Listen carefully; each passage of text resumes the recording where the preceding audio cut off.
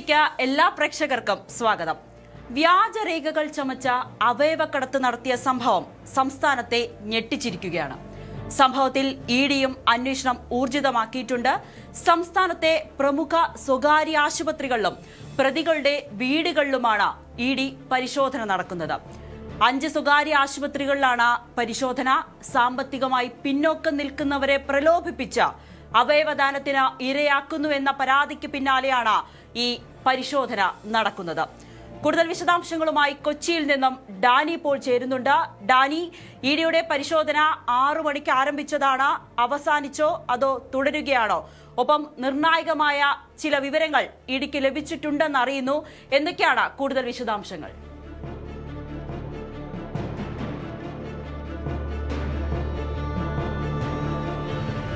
നവമി, ചിലയിടങ്ങളിൽ പരിശോധന തുടരുകയാണ്.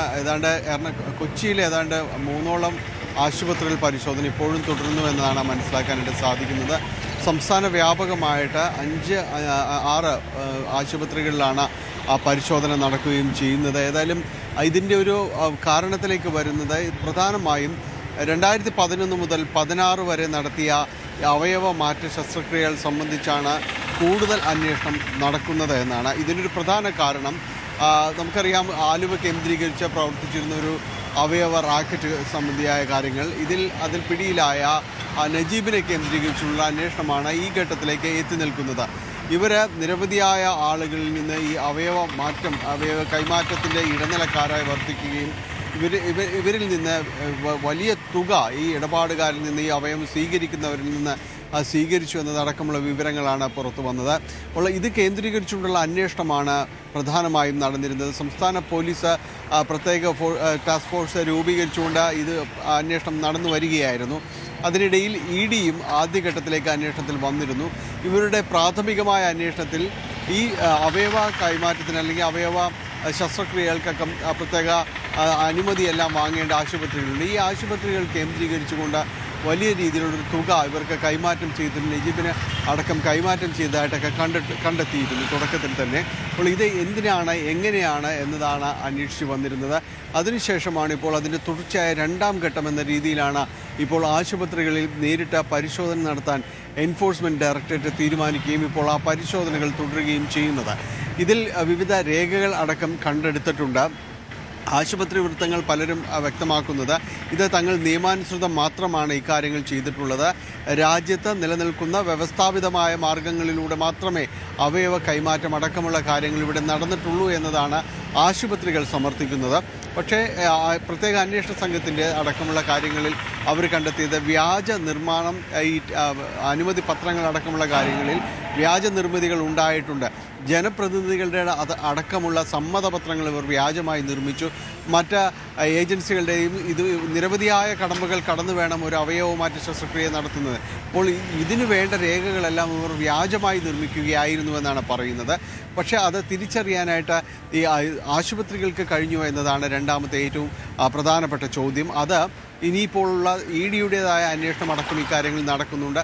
ഇഡി ഇവരിലേക്ക് വന്നിട്ടുള്ള ഈ സാമ്പത്തിക സ്രോതസ് ഇതെന്താണ്, എങ്ങനെയാണ് ഒരാളിലേക്ക് ഇത്രമാത്രം ഫണ്ട് വരാനുള്ള സാഹചര്യം, ഇവർ എന്ത് കാര്യങ്ങളാണ് ഇത് ചെയ്തു കൊടുത്തത് അടക്കമുള്ള കാര്യങ്ങൾ അന്വേഷിക്കുന്നുണ്ട്.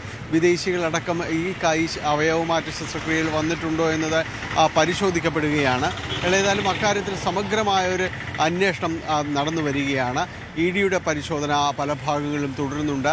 നിലവിൽ ഈ കേസുമായി ബന്ധപ്പെട്ടുകൊണ്ട് 5 പേരെയാണ് അറസ്റ്റ് ചെയ്യപ്പെട്ടിട്ടുള്ളത്. അതിലേറ്റവും പ്രധാനം ഈ നജീബും അദ്ദേഹത്തിൻ്റെ ഭാര്യയും അറസ്റ്റ് ചെയ്യപ്പെട്ടു എന്നാണ്. മറ്റുള്ള പ്രതികളെല്ലാം ഈ കേസിൽ ഈ വ്യാജരേഖകൾ നിർമ്മിച്ച് നൽകുന്നവയുമായി ബന്ധപ്പെട്ടുകൊണ്ട് പിടിയിലായവരാണ്. അപ്പോൾ നജീബാണ് ഇതിൻ്റെ ഒരു കേന്ദ്ര ബിന്ദു എന്ന് പറയാവുന്നത്. ഇയാളെ തേടി അന്വേഷണ സംഘം ഉത്തരേന്ത്യയിൽ നിന്നാണ് ഇയാളെ അറസ്റ്റ് ചെയ്തത്. ഏതായാലും ഇയാൾക്ക് പിന്നീട് അങ്ങോട്ട് ഈ കേസിൽ ഒരു മെല്ലെപ്പോക്കാണ് സംസ്ഥാന പോലീസിൻ്റെ ഭാഗത്തുനിന്ന് ഉണ്ടായിരുന്നത്. കൂടുതൽ അറസ്റ്റോ കാര്യങ്ങളോ ഒന്നും തന്നെ ഉണ്ടായിരുന്നില്ല. ഏതായാലും ഇപ്പോൾ ഇഡി കൂടി ഈ കേസിലേക്ക് സജീവമായി ഇടപെട്ടുകൊണ്ട് ആശുപത്രികളിലേക്ക് പരിശോധനയിലേക്ക് കടന്നതോടുകൂടി വീണ്ടും ഈ കേസ് സജീവമാകുകയാണ്. ഇഡിയുടെ ഒരു പ്രധാനപ്പെട്ട കണ്ടെത്തൽ എന്ന് പറയുന്നത് ഈ പണം ധാരാളമായിട്ട് തന്നെ വിവിധ ആശുപത്രികളിൽ നിന്ന് നജീബിൻ്റെ അക്കൗണ്ടിലേക്ക് വന്നിട്ടുണ്ട്. അത് എന്ത് കാര്യത്തിനെന്ന് ഇനി ആശുപത്രി അധികൃതർ വിശദീകരിക്കേണ്ടി വരും. ഈ കാലയളവിൽ 2011 മുതൽ 16 വരെയുള്ള കാലയളവിൽ സ്വകാര്യ ആശുപത്രികൾ, സംസ്ഥാനത്തെ സ്വകാര്യ ആശുപത്രികളിൽ വൃക്ക മാറ്റിവെക്കൽ ശസ്ത്രക്രിയ മാത്രം ഏതാണ്ട് 7800-ലധികം ശസ്ത്രക്രിയകൾ നടന്നിട്ടുണ്ട്. കരൾ മാറ്റിവെക്കൽ 2500-ഓളം ശസ്ത്രക്രിയകൾ നടന്നിട്ടുണ്ട്. അതേസമയം സർക്കാർ ആശുപത്രിയിലേക്ക് എത്തുമ്പോൾ അത് 500-ൽ താഴെയാണ് ഈ രീതിയിലേക്ക് കണക്കുകളുള്ളത്. അപ്പോൾ സ്വകാര്യ ആശുപത്രികൾ കേന്ദ്രീകരിച്ചുകൊണ്ട് ഇത് അവയവമാറ്റ ശസ്ത്രക്രിയക്ക് അനുമതിയുള്ള സ്വകാര്യ ആശുപത്രികൾ കേന്ദ്രീകരിച്ചുകൊണ്ട് വലിയ രീതിയിൽ ഈ ഇത്തരം സർജറി ശസ്ത്രക്രിയകൾ നടന്നിരിക്കുന്നു എന്നതാണ് ഒരു വിലയിരുത്തലുള്ളത്. അതിൽ നിയമപ്രശ്നങ്ങളില്ല. പക്ഷേ അനധികൃതമായി ഏതെങ്കിലും രീതിയിൽ വലിയ ഇടപെടലുകൾ ഉണ്ടായിട്ടുണ്ടോ എന്നതാണ് പരിശോധിക്കുന്നത്. അനുമതിയില്ലാത്ത ശസ്ത്രക്രിയകൾ നടന്നിട്ടുണ്ടോ എന്നതാണ് പരിശോധിക്കുന്നത്. എങ്കിൽ ഈ നജീബിന് എന്തുകൊണ്ട് പണം നൽകേണ്ടി വന്നു എന്നതും ദുരൂഹമായി തുടരുകയാണ്. ഏതായാലും ഇത്തരം കാര്യങ്ങൾക്ക് ഉത്തരം കണ്ടെത്താനാണ് ഇഡിയും പോലീസും ശ്രമിച്ചുകൊണ്ടിരിക്കുന്നത്. റെയ്ഡ് പരിശോധനകൾ അവസാനിച്ചിട്ടില്ല, ചിലയിടങ്ങളിൽ അത് തുടരുകയാണ്. നവമി.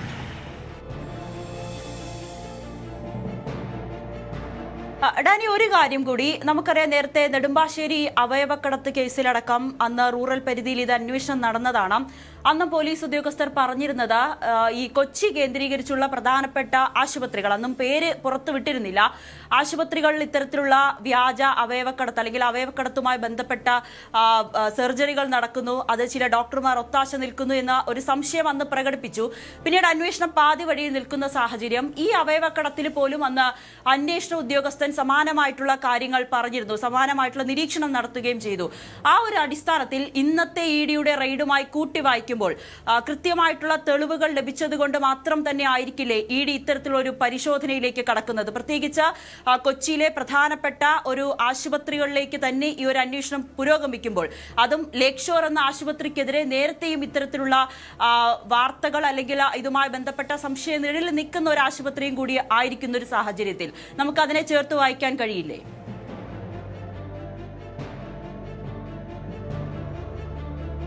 ഏതായാലും പരിശോധനകൾ തുടരുകയാണ്. കാരണം ഇതിൽ നേരത്തെ അന്വേഷണ സംഘം കണ്ടെത്തിയ വസ്തുതകളുണ്ട്. ആ വസ്തുതകളുമായി ബന്ധപ്പെട്ടുകൊണ്ട് തന്നെയാണ് പരിശോധനകൾ തുടരുന്നത്.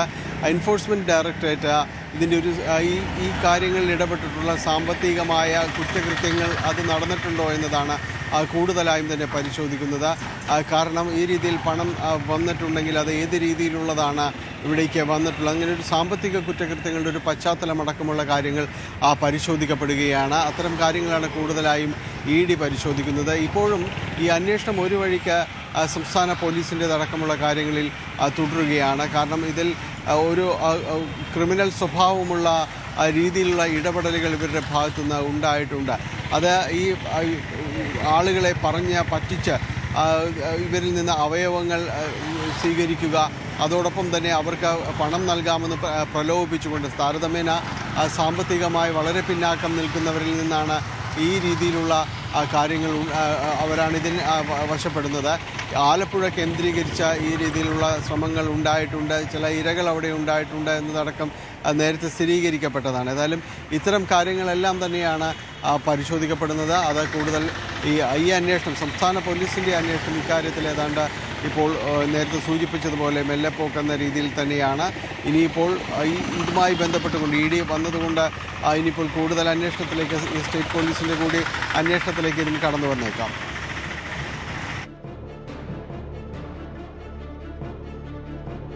ശരി, ഡാനി പോളാണ് വിശദാംശങ്ങൾ നൽകിയത്. എന്തായാലും ഈ അവയവ കച്ചവടവുമായി ബന്ധപ്പെട്ട സംസ്ഥാനത്ത് ഉടനീളം ഇഡിയുടെ പരിശോധന പുരോഗമിക്കുകയാണ്. കൃത്യമായിട്ടുള്ള വിവരങ്ങളുടെ അടിസ്ഥാനത്തിൽ അല്ലെങ്കിൽ ഒരു സംശയത്തിന്റെ അടിസ്ഥാനത്തിൽ തന്നെയാണ് ഇഡി രാവിലെ മുതൽ തന്നെ ഈ പരിശോധന നടത്തിക്കൊണ്ടിരിക്കുന്നത്. ഇനി നമുക്ക് കൊല്ലത്തേക്ക് പോകേണ്ടിയിരിക്കുന്നു. കൊല്ലത്തും ഈ അവയവ കച്ചവടവുമായി ബന്ധപ്പെട്ട ഇടനിലക്കാരുടെ വീട്ടിൽ ഇഡിയുടെ പരിശോധന പുരോഗമിക്കുകയാണ്. പുളിയത്തുമുക്ക് സ്വദേശി ശ്രീജയുടെ വീട്ടിലും പട്ടത്താനം സ്വദേശി സുധീറിന്റെ വീട്ടിലുമാണ് ഇഡിയുടെ പരിശോധന പുരോഗമിക്കുന്നത്. അവയവദാനത്തിനായി ആളുകളെ കണ്ടെത്തി നൽകുന്ന ഏജന്റായി ശ്രീജ പ്രവർത്തിച്ചുവെന്നും കമ്മീഷൻ തുകകൾ ബാങ്ക് അക്കൗണ്ടിലൂടെ കൈപ്പറ്റിയെന്നുമാണ് അന്വേഷണ സംഘത്തിന്റെ കണ്ടെത്തൽ. സാമ്പത്തിക ഇടപാടുമായി ബന്ധപ്പെട്ട രേഖകളാണ് ഇഡി പരിശോധിച്ചത്. ബാങ്ക് ഉദ്യോഗസ്ഥരും പരിശോധനയിൽ പങ്കെടുത്തു. സുധീറിന്റെ വീട് അടഞ്ഞുകിടക്കുന്നതിനാൽ പരിശോധന നടത്താൻ കഴിയാതെ ഇഡി ഉദ്യോഗസ്ഥർ മടങ്ങുകയും ചെയ്തു. കൊല്ലത്ത് നിന്നും എസ് വിനീഷ് ചേരുന്നു. വിനീഷ, ഈ ശ്രീജ നേരത്തെ തന്നെ പോലീസിന്റെ അന്വേഷണത്തിൽ പിടികിട്ടിയ പ്രതിയാണ്.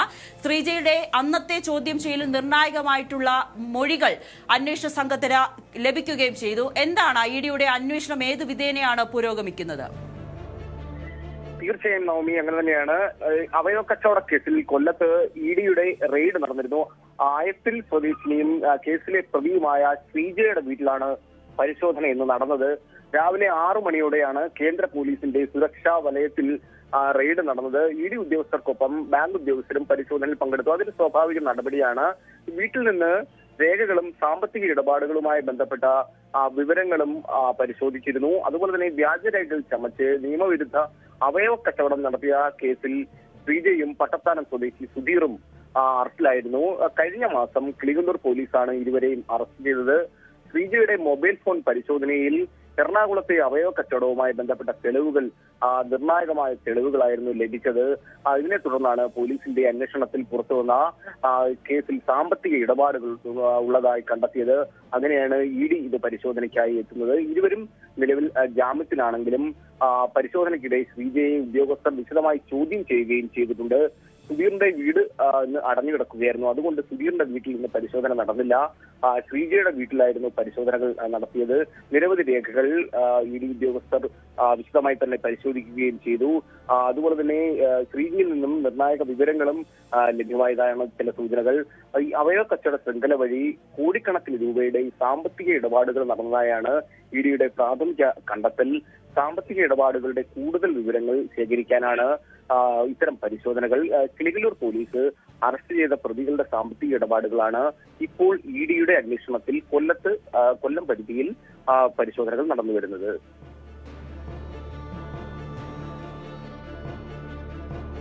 വിനീഷ്, ഒരു കാര്യം കൂടി, ശ്രീജയുടെ അക്കൗണ്ട് വിവരങ്ങൾ ഇഡി ചോദിച്ചറിഞ്ഞിട്ടുണ്ട്. അങ്ങനെയാണെങ്കിൽ ഈ ശ്രീജ ഈ തുക ഏത് രീതിയിലാണ് വിനിയോഗിച്ചത്, ഇതെല്ലാം അന്വേഷണത്തിന്റെ പരിധിയിൽ വരില്ലേ? മറ്റൊരു കാര്യം, അങ്ങനെയാണെങ്കിൽ ശ്രീജയെ ചോദ്യം ചെയ്യാൻ അടക്കമുള്ള കാര്യങ്ങളിലേക്കും ഇഡി കടക്കാനുള്ള ഒരു സാധ്യതയില്ലേ? അങ്ങനെയാണെങ്കിൽ അറസ്റ്റൊക്കെ നമുക്ക് പ്രതീക്ഷിക്കാമോ? തീർച്ചയായും അങ്ങനെ തന്നെയാണ് ഈ ഒരു കേസിന്റെ പോക്ക്. അതായത് ശ്രീജയിൽ നിന്നും നിർണായക വിവരങ്ങളാണ് ഇഡിക്ക് ലഭ്യമായത്. ഞാൻ നേരത്തെ സൂചിപ്പിച്ചതുപോലെ തന്നെ സാമ്പത്തിക ഇടപാടുകൾ നടന്നതായിട്ടുള്ള രേഖകൾ ഇഡിക്ക് ലഭ്യമായിട്ടുണ്ട്. ഇഡി അത് വിശദമായി പരിശോധിക്കുകയും ചെയ്യുന്നുണ്ട്. അതുപോലെ തന്നെ ഇതിന് ശേഷം ഈ ഒരു കൃത്യത്തിന് ശേഷം ഇവരുടെ മൊബൈൽ രേഖകൾ, ബാങ്ക് അക്കൗണ്ട് വിവരങ്ങൾ എന്നിവ പരിശോധിക്കാനായിട്ട് തന്നെയായിരുന്നു ബാങ്ക് അധികൃതരും ഇന്ന് ഉണ്ടായിരുന്നു. ഇവരുടെ ഇടപാടുകളെ സംബന്ധിച്ചുള്ള വിവരങ്ങൾ കൃത്യമായി തന്നെ അന്വേഷണ ഉദ്യോഗസ്ഥർ പരിശോധിക്കുന്നുണ്ട്. മൊബൈൽ ഫോൺ, അത് നിർണായകമായിരുന്നു മൊബൈൽ ഫോണിലെ വിവരങ്ങൾ. അതിൽ നിന്നും കിട്ടിയ ചില ഡേറ്റകൾക്കനുസരിച്ചുള്ള പരിശോധനകളാണ് ഇപ്പോൾ നടന്നു വരുന്നത്. എന്തായാലും ഇത് അറസ്റ്റിലേക്ക് തന്നെയാണ് വഴിവെക്കുന്നത്. നിലവിൽ കിളികല്ലൂർ പോലീസ് ഇരുവർക്കുമെതിരെ കേസെടുത്തിട്ടുണ്ട്. അറസ്റ്റ് ചെയ്ത് ഇരുവരും ജാമ്യത്തിലാണ്. പക്ഷെ ഇപ്പോൾ നടക്കുന്നത് സാമ്പത്തിക ഇടപാടുമായി ബന്ധപ്പെട്ടുള്ള അന്വേഷണമാണ് ഇഡിയുടെ ഭാഗത്തു നിന്നും ഉണ്ടായിരിക്കുന്നത്.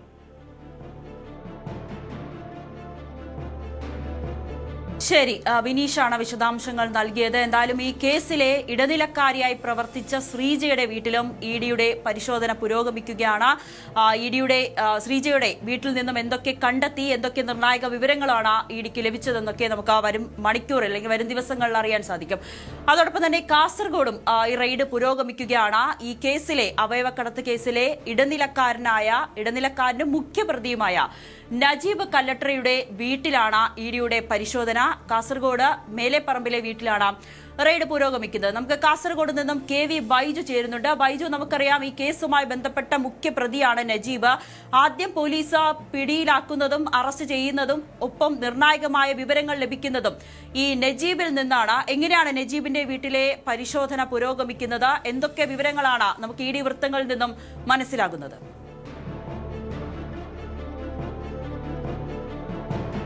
നവമി, അവയവദാന കടത്ത് കേസിൽ അല്ലെങ്കിൽ ഈ കച്ചവട കേസിൽ ഇഡി കൂടി പിടിമുറുക്കുന്ന ഒരു സാഹചര്യമാണ് നമ്മൾ ഇന്ന് കാണുന്നത്. ഇതിൽ ഏറ്റവും മുഖ്യ സൂത്രധാരൻ എന്ന് പറയുന്ന മുഹമ്മദ് നജീബ് കല്ലട്രയുടെ മേൽപ്പറമ്പ് കടനാടിലുള്ള വീട്ടിലാണ് പുലർച്ചെ 6 മണി മുതൽ പരിശോധന ആരംഭിച്ചിട്ടുള്ളത്. ഇപ്പോഴും പരിശോധന തുടരുകയാണ്.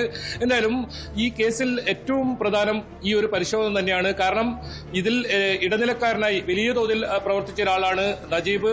മാത്രമല്ല, ഈ നജീബിന്റെ പശ്ചാത്തലം പരിശോധിച്ചാൽ നമുക്കറിയാം ഇയാൾക്കെതിരെ കൊലപാതകം, അതുപോലെ തന്നെ മോഷണം തുടങ്ങി നിരവധി കേസുകളുണ്ട്. അതായത് 13ഓളം കേസ് ഇയാളുടെ പേരിൽ കേരളത്തിലും കർണാടകയിലുമായി ഉണ്ട്. അത്രത്തോളം ഒരു ക്രിമിനൽ പശ്ചാത്തലമുള്ള ഒരാളാണ്. ഇയാളുടെ വീട്ടിലെ ഈ പരിശോധന വളരെ നിർണായകം എന്ന് പറയേണ്ടി വരും. ഏതായാലും CRPF ഉദ്യോഗസ്ഥരുടെ സഹായത്തോടുകൂടി വലിയ തോതിൽ പരിശോധന നടക്കുന്ന സാഹചര്യമാണ് നമ്മൾ രാവിലെ മുതൽ കാണുന്നത്. എന്തൊക്കെ രേഖകൾ ഇവിടെ നിന്നും പിടിച്ചെടുത്തു, അല്ലെങ്കിൽ അത്തരം തെളിവുകൾ എന്തെങ്കിലും കിട്ടിയിട്ടുണ്ടോ എന്ന കാര്യത്തിൽ നമുക്ക് വ്യക്തതയില്ല. കാരണം ഇപ്പോഴും പരിശോധന തുടരുകയാണ്. ഈ ഗേറ്റ് അടച്ച് CRPFന്റെ സുരക്ഷയോടുകൂടി, അതീവ സുരക്ഷയോടുകൂടിയാണ് ഈ പരിശോധന നടക്കുന്നത്. ഇതിൽ ഇഡിക്ക് നിർണായകമായ വിവരങ്ങൾ ലഭിച്ചിട്ടുണ്ടെന്നാണ് നമുക്ക് മനസ്സിലാക്കുന്നത്. അതായത് ഇയാളുടെ ബാങ്ക് അക്കൗണ്ടുകളിൽ നിരവധി ബാങ്കുകളിൽ നിന്നായി പണം വ്യാപകമായി വന്നിട്ടുണ്ട്. അതിന്റെ ഉൾപ്പെടെ കണക്ക് എടുത്താണ് ഇപ്പോൾ ഈ പരിശോധന നടത്തുന്നത്. അതോടൊപ്പം ബാങ്ക് ഉദ്യോഗസ്ഥരും ഈ ഒരു പരിശോധനയിൽ ചേരുന്നുണ്ട്. അതുകൊണ്ട് ഇഡിക്ക് കൃത്യമായ വിവരം ലഭിച്ചതിന്റെ അടിസ്ഥാനത്തിൽ, അല്ലെങ്കിൽ അവർക്ക് കൃത്യമായ തെളിവുകൾ ലഭിച്ചതിന്റെ അടിസ്ഥാനത്തിലാണ് ഈ പരിശോധന എന്ന് പറയേണ്ടി വരും. വളരെ നിർണായകമാണ്. അവയവദാന കച്ചവട കേസിലെ വളരെ നിർണായകമായ ഒരു പരിശോധന എന്ന് പറയേണ്ടി വരും. ഇതിൽ ഈ നജീബ് പ്രധാനമായും 5 മുതൽ 10 ലക്ഷം രൂപ വരെ വില കൊടുത്താണ് ഇങ്ങനെ അവയവം സ്വീകരിക്കുക. പിന്നീട് അത് 50 ലക്ഷവും അതിന് മുകളിലും ഇങ്ങനെ വിൽപ്പന നടത്തുകയാണ് ഇതിലുള്ള രീതി. ഇതിൽ വ്യാജരേഖ ചമയ്ക്കുന്ന ഒരു കേന്ദ്രം അത് മേൽപ്പറമ്പിൽ പ്രവർത്തിക്കുന്നുണ്ട്. ഈ മേൽപ്പറമ്പ് കേന്ദ്രീകരിച്ച് ഈ ഒരു സെന്ററിൽ നിന്നാണ് കേരളത്തിലെ മുഴുവൻ ഈ ഒരു അവയവദാന കച്ചവടവുമായി ബന്ധപ്പെട്ട വ്യാജരേഖകൾ ചമച്ചതെന്നാണ് കണ്ടെത്തൽ. നേരത്തെ NIA ഉൾപ്പെടെ പരിശോധന നടത്തിയിരുന്നു. ഇയാളുടെ വീട്ടിലും പരിശോധന നടത്തിയിരുന്നു. ഇയാളുടെ സ്ഥാപനത്തിലും പരിശോധന നടത്തിയിരുന്നു. ഏതായാലും ED ഉദ്യോഗസ്ഥരുടെ പരിശോധന ഇപ്പോഴും തുടരുകയാണ്. നിർണായകമായ വിവരങ്ങൾ ലഭിച്ചിട്ടുണ്ട്. ഇഡിക്ക് ഇതിൽ ലഭിച്ചിട്ടുണ്ട്. അതിന്റെ കൃത്യമായ തെളിവുകൾ ഇനി ഈ പരിശോധനയിൽ കിട്ടുമോ എന്നതാണ് ഏറ്റവും പ്രധാനം. ഏതായാലും നജീബിനെ സംബന്ധിച്ചോളം ഞാൻ നേരത്തെ സൂചിപ്പിച്ചതുപോലെ തന്നെ നിരവധി കേസുകൾ, അത് കൊലപാതകം ഉൾപ്പെടെ കേസുകൾ ഉള്ള ഒരാളാണ്. ഇയാളിൽ നിന്നും ഈ കേസുമായി ബന്ധപ്പെട്ട് വളരെ നിർണായകമായ വിവരങ്ങളാണ് ഇഡിക്ക് ലഭിക്കേണ്ടത്. നേരത്തെ സൂചിപ്പിച്ചതുപോലെ തന്നെ NIA ഉൾപ്പെടെ അന്വേഷിച്ച ഒരു കേസാണ്. ആ കേസിലാണ് ഇപ്പോൾ ഇഡിയുടെ ശക്തമായ പരിശോധന നടക്കുന്നത്. ഏതായാലും എപ്പോഴും ഈ പരിശോധന തുടരുകയാണ്. നവമി,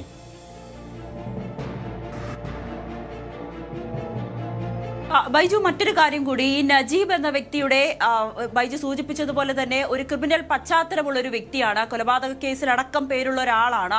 അങ്ങനെയുള്ള ഒരാള് വീണ്ടും ഇത്തരത്തിലുള്ള തട്ടിപ്പ് നടത്തുമ്പോൾ എന്തുകൊണ്ടാണ് പോലീസ് വേണ്ട വിധത്തിൽ ഇയാളെ കൈകാര്യം ചെയ്യാത്തത്? ഈ അവയവക്കടത്ത് എന്ന് പറയുന്നത് നിസ്സാരമായിട്ടുള്ള ഒരു കേസല്ല. പ്രത്യേകിച്ച് പാവപ്പെട്ട ആളുകളെ കണ്ടെത്തി അവരിൽ പണം നൽകാമെന്ന് വാഗ്ദാനം നൽകിക്കൊണ്ടുള്ള ഒരു വലിയ തട്ടിപ്പാണ്. ഇതൊരു വലിയ ശൃംഖലയാണ്. അതിലെ മുഖ്യപ്രതിയായി ഇയാൾ പ്രവർത്തിക്കുമ്പോൾ എന്തുകൊണ്ടാണ് പോലീസ് നേരത്തെ തന്നെ ഇയാൾക്കെതിരെ കടുത്ത നടപടികളിലേക്ക് പോകാത്തത്? അതോടൊപ്പം തന്നെ ഇയാളുടെ നേരത്തെയുള്ള കേസുകളുമായി ബന്ധപ്പെട്ട നിലവിലെ സ്ഥിതിയും നമുക്ക് ഏതെങ്കിലും തരത്തിലുള്ള വിവരങ്ങൾ അതിൽ നിന്നും ലഭ്യമായിട്ടുണ്ടോ?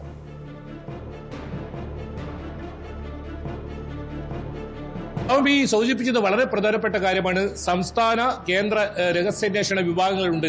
ഇവർക്കൊന്നും ഇത്രയും കാലമായി ഇയാളെ അല്ലെങ്കിൽ ഈ രീതിയിലുള്ള ഒരു കച്ചവടം, അവയവദാന കച്ചവടമൊക്കെ നടത്തുമ്പോൾ അത് കണ്ടെത്താനോ ആ സമയത്ത് തന്നെ തടയിടാനോ അതല്ലെങ്കിൽ നടപടിയെടുക്കാനോ കഴിഞ്ഞില്ല എന്നത് ഏറ്റവും ഖേദകരമാണ്. കാരണം ഇയാൾക്ക് വലിയ ക്രിമിനൽ പശ്ചാത്തലമുണ്ട്. ഇയാളുടെ വീട് കണ്ടാൽ തന്നെ അത്രത്തോളം വലിയൊരു വീടാണ്. ചുറ്റുമതിലാണ്. അകത്തേക്കൊന്നും ആളുകൾക്ക് കയറാൻ കഴിയാത്ത രീതിയിൽ വലിയ ഗേറ്റൊക്കെ ഉള്ള ഒരു വീടാണ്. ദൃശ്യങ്ങളിൽ തന്നെ നമുക്ക് കാണാം. അത്രത്തോളം ഈ രീതിയിൽ സമ്പാദിക്കുക, അതായത് മറ്റ് ജോലികളൊന്നും ഇല്ലാത്തൊരാൾ നാട്ടിൽ തന്നെ നിന്ന് ഇത്രത്തോളം പണം സമ്പാദിക്കുക സ്വാഭാവികമായും സംശയത്തിന് ഇടം നൽകേണ്ടതാണ്. പക്ഷേ അത്തരം കണ്ണുകൾ, രഹസ്യാന്വേഷണ കണ്ണുകളൊന്നും ഇയാളുടെ അരികിൽ എത്തിയിട്ടില്ല എന്നതാണ് ഏറ്റവും പ്രധാനം. ഇങ്ങനെ ഒരു കേസ് കൊച്ചിയിൽ പിടികൂടുമ്പോഴാണ് ഈ നജീബാണ് ഇതിന്റെ മുഖ്യ സൂത്രധാരെന്ന് അറിയുകയും പിന്നീട് ഇയാളെ അറസ്റ്റ് ചെയ്യുകയും ഈ ഒരു പരിശോധന നടത്തുകയൊക്കെ ചെയ്യുന്ന സാഹചര്യം ഉണ്ടായത്. ഒരു പക്ഷേ നേരത്തെ ഇത് കണ്ടെത്തിയിരുന്നെങ്കിൽ, അല്ലെങ്കിൽ ഇയാളുടെ നീക്കങ്ങൾ, ഇയാൾ എന്ത് ബിസിനസ് ആണ് ചെയ്യുന്നത്, ഇയാൾക്ക് ഇത്രത്തോളം പണം എവിടെ നിന്ന് ലഭിക്കുന്നു എന്നതൊക്കെ നേരത്തെ ഒരു നിരീക്ഷണം നടത്തിയിട്ടുണ്ടെങ്കിൽ ഒരു പക്ഷേ ഒരുപാട് ആളുകളുടെ ഇത്തരത്തിലുള്ള അവയവദാന ഈ ഇടപാടുകളെല്ലാം ഇത്തരത്തിൽ തടയാൻ സാധിക്കുമായിരുന്നു. പക്ഷേ അത് ഉണ്ടായില്ല എന്നത് നവമി സൂചിപ്പിച്ചതുപോലെ തന്നെ വളരെ പ്രധാനപ്പെട്ട പ്രധാനപ്പെട്ടതാണ്. ഏതായാലും ഇപ്പോൾ നടത്തുന്ന പരിശോധനയിൽ എന്തൊക്കെ തെളിവുകൾ കിട്ടുന്നു എന്നത് ഏറ്റവും പ്രധാനമാണ്. ഇതിൽ ഇനി കണ്ണികളായി ഇയാളുടെ ശൃംഖലയായി പ്രവർത്തിച്ചവർ ആരൊക്കെയുണ്ട്, ഒരുപാട് ആളുകൾ ഇയാളുടെ ശൃംഖലയിൽ ഉണ്ടെന്നാണ് മനസ്സിലാക്കാൻ സാധിക്കുക. അത് കേരളത്തിൽ മാത്രമല്ല കർണാടകയിലും വ്യാപകമായി ഇയാൾ ഇത്തരത്തിൽ കച്ചവടം നടത്തിയിട്ടുണ്ട്. നേരത്തെ പറഞ്ഞതുപോലെ തന്നെ സാധാരണക്കാരായ ആളുകളെ ചൂഷണം ചെയ്ത് 5 ലക്ഷം മുതൽ 10 ലക്ഷം രൂപ കൊടുത്ത് ഇത്തരത്തിൽ അവയവങ്ങൾ സ്വീകരിക്കുകയും പിന്നീട് അത് വ്യാജരേഖ ചമച്ച് അത് 50 ലക്ഷവും അതിനു മുകളിലും കച്ചവടം ചെയ്യുന്ന ഒരു വലിയ ശൃംഖല, അതിന്റെ മുഖ്യ സൂത്രധാരൻ അയാളുടെ വീട്ടിലാണ് ഇപ്പോൾ പരിശോധന നടത്തുന്നത്. എന്തായാലും ഇവിടെ നിന്നും എന്തൊക്കെ തെളിവുകൾ കിട്ടുന്നത് എന്നത് ഇനി വരും ദിവസങ്ങളിൽ അല്ലെങ്കിൽ ഈ അന്വേഷണവുമായി ബന്ധപ്പെട്ടത് നിർണായകമാവും.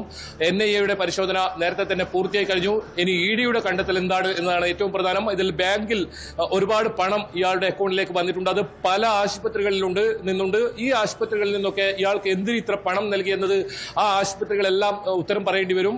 ഏതായാലും ഇവിടെ നിന്ന് ലഭിക്കുന്ന തെളിവുകൾ കിട്ടിയതിന് ശേഷം അതിനുശേഷമായിരിക്കും ഈ ബാങ്ക് ഉദ്യോഗസ്ഥരെ ഉൾപ്പെടെ ചോദ്യം ചെയ്യുന്ന സാഹചര്യം ഉണ്ടാവുക. അതിനാണ് ഈ ബാങ്ക് ഉദ്യോഗസ്ഥർ ഉൾപ്പെടെ ഈ ഒരു പരിശോധനയിൽ ഇപ്പോൾ പങ്കാളികളാവുന്നത്. എന്തായാലും പരിശോധന ഇപ്പോഴും തുടരുകയാണ്. ഇയാളുടെ കൂടുതൽ പശ്ചാത്തലങ്ങൾ ഇനിയും അറിയേണ്ടതുണ്ട്. നേരത്തെ സൂചിപ്പിച്ചതുപോലെ തന്നെ നമുക്ക് മനസ്സിലാക്കാൻ സാധിച്ചതനുസരിച്ച് ഇപ്പോൾ കൊലപാതകം, മോഷണം ഉൾപ്പെടെ 13 കേസുകളാണ് ഇയാൾക്കെതിരെ നേരത്തെ തന്നെ നിലവിലുള്ളത്. ഇനിയിപ്പോൾ ഈ സംഭവവുമായി ബന്ധപ്പെട്ട് ഇയാൾക്ക് കീഴിൽ പ്രവർത്തിക്കുന്ന അല്ലെങ്കിൽ ഇയാൾക്കൊപ്പം ഈ ഒരു കച്ചവടത്തിൽ പങ്കാളികളായിരിക്കുന്നവർ ആരൊക്കെ, അവരെല്ലാം ഇനി പുറത്തു കൊണ്ടുവരേണ്ടതുണ്ട്. അതിനൊപ്പം ED പരിശോധന, ഇയാളുടെ പണമിടപാടുമായി ബന്ധപ്പെട്ട ദുരൂഹത ഒരുപാടുണ്ട്. അത്തരം കാര്യങ്ങൾ ഇയാൾ ആർക്കൊക്കെ പണം കൊടുത്തു, അതുപോലെ സ്വീകരിച്ചു, ഇത്തരം കാര്യങ്ങളെല്ലാം ED വിശദമായി പരിശോധിക്കുന്നുണ്ടെന്നാണ് നമുക്ക് മനസ്സിലാക്കാൻ സാധിക്കുന്നത്. നവമി.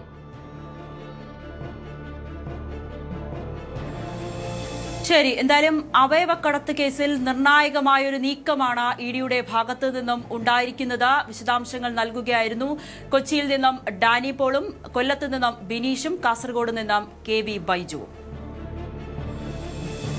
ഇനി പത്തനംതിട്ടയിൽ മീനാറിൽ യുവതിയെ രാവിലെ മരിച്ച നിലയിൽ കണ്ടെത്തിയിരുന്നു. അതൊരു ബലാത്സംഗ കൊലപാതകമാണെന്ന ഒരു നിരീക്ഷണത്തിലേക്ക് അല്ലെങ്കിൽ ഒരു അന്വേഷണത്തിലേക്ക് പോലീസ് എത്തി നിൽക്കുകയാണ്.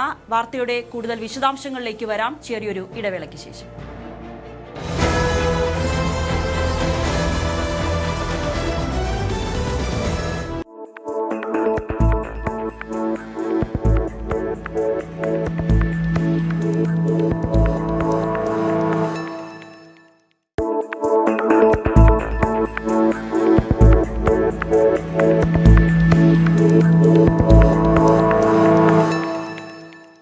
ഇന്ത്യൻ വിദേശകാര്യമന്ത്രി ഡോക്ടർ S. ജയശങ്കർ പാക് അധിനിവേശ കാശ്മീരിനെ കുറിച്ച് നടത്തിയ പ്രസ്താവനകൾ രാജ്യാന്തര തലത്തിലും ആഭ്യന്തര രാഷ്ട്രീയത്തിലും വലിയ ചർച്ചകൾക്ക് വഴിവെച്ചിരിക്കുകയാണ്. പാകിസ്ഥാൻ അനധികൃതമായി കൈവശപ്പെടുത്തിയിരിക്കുന്ന കാശ്മീർ പ്രദേശങ്ങൾ ഇന്ത്യയുടെ അവിഭാജ്യ ഘടകമാണെന്നും ഭാവിയിൽ ഈ പ്രദേശങ്ങൾക്ക് മേൽ ഇന്ത്യക്ക് പൂർണ്ണമായ ഭൗതിക നിയന്ത്രണം ലഭിക്കുമെന്നുമുള്ള അദ്ദേഹത്തിന്റെ വാക്കുകൾ വെറുമൊരു രാഷ്ട്രീയ പ്രസ്താവനയായി മാത്രം കാണാനാകില്ല.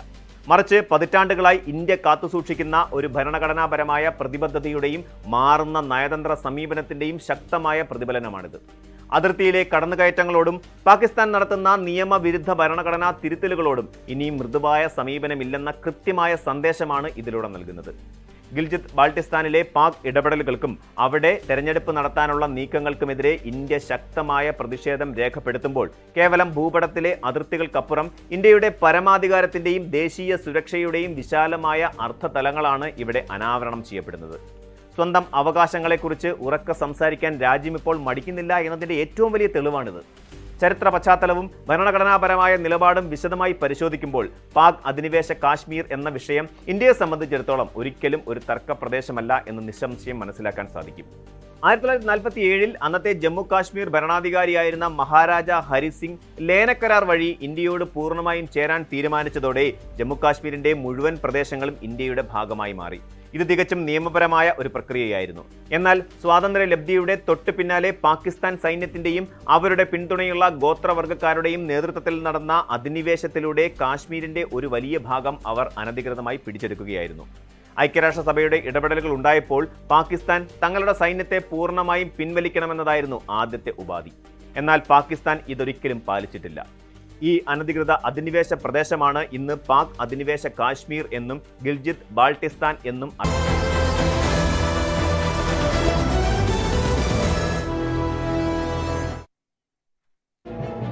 സ്പോട്ട് ലൈവ് തുടരുന്നു. പത്തനംതിട്ട ഗവി മീനാറിൽ യുവതിയെ ബലാത്സംഗം ചെയ്ത് കൊലപ്പെടുത്തി. അങ്കനവാടി ജീവനക്കാരിയായ 32 വയസ്സുകാരിയാണ് കൊല്ലപ്പെട്ടത്.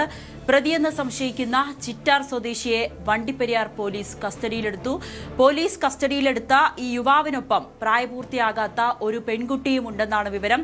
കൂടുതൽ വിശദാംശങ്ങളുമായി പത്തനംതിട്ടയിൽ നിന്നും ശശിനാരായണൻ ചേരുന്നുണ്ട്. ശശി, എന്തായാലും ഏറെ വേദനിപ്പിക്കുന്ന ഒരു വാർത്തയാണ്. എന്താണ് സംഭവിച്ചത്? എന്താണ് ഇങ്ങനെ ഈ ഒരു ബലാത്സംഗ കൊലപാതകത്തിലേക്ക് പ്രതിയെ നയിച്ച കാരണങ്ങൾ? ഇന്ന് രാവിലെ 9 മണിയോടുകൂടിയാണ് പ്രദേശവാസികളായ നാട്ടുകാർ ഈ മൃതദേഹം കണ്ടെത്തുന്നത്. ഗവിയിലെ, അതായത് പത്തനംതിട്ട ഗവി മീനാറിൽ എന്ന സ്ഥലത്താണ് ഈ യുവതിയുടെ വനത്തോട് ചേർന്നുള്ള സ്ഥലത്ത് മൃതദേഹം കണ്ടെത്തുന്നത്. എന്തായാലും നാട്ടുകാരാണ് ആദ്യം കാണുന്നത്. തുടർന്ന് മൂഴിയാർ പോലീസ് സ്റ്റേഷനെ വിവരം അറിയിക്കും. പോലീസ് സ്ഥലത്തേക്ക് എത്തുകയും ഇൻക്വസ്റ്റ് നടപടികളൊക്കെ പൂർത്തിയാക്കുകയും ചെയ്യും. എന്തായാലും ഒരു സംശയമുള്ളത്, നിലവിൽ ഈ മൃതദേഹം കാണുമ്പോൾ സ്വകാര്യ വിവസ്ത്രയായ രീതിയിലാണ് ഈ മൃതദേഹം കണ്ടെത്തുന്നത്. അതുകൊണ്ട് തന്നെ ബലാത്സംഗം നടന്നിട്ടുള്ള രീതിയിലാണ് പോലീസിന്റെ ഇൻക്വസ്റ്റ് പ്രകാരമുള്ള പോലീസ് നൽകുന്ന വിവരം. അത്തരത്തിൽ പോലീസ് നടത്തിയ അന്വേഷണത്തിലാണ്, ആ പരാതിയുടെ അടിസ്ഥാനത്തിലാണ് ഇപ്പോൾ വണ്ടിപ്പെരിയാറിൽ നിന്നും ഈ പ്രതിയെന്ന് സംശയിക്കുന്ന ചിറ്റാർ സ്വദേശിയായ ഒരാളെ കസ്റ്റഡിയെടുത്തിട്ടുണ്ട്. എന്തായാലും അയാൾക്കൊപ്പം ഒരു പെൺകുട്ടി കൂടി കൂടുണ്ട്. നിലവിൽ പല സമയങ്ങളിലും ഈ ഗവി പ്രദേശത്ത് വന്നു പോകുന്ന വ്യക്തി കൂടിയാണ് ഇയാളെന്നാണ് പോലീസ് നൽകുന്നത്.